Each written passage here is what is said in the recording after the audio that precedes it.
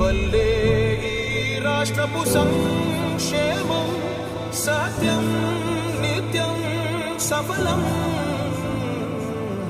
జనగణ మంగళ గాయకుడా ఘనమగు చరితల నాయకుడా పలుతరములు మము పరిపాలించర స్వామికుడా. నవయుగ మేధో సైనికుడా సమయము తెలియని సేవకుడా యువన వ్యాంధ్రకు ప్రగతిని చూపర సాధకుడా వైతాళికుడా.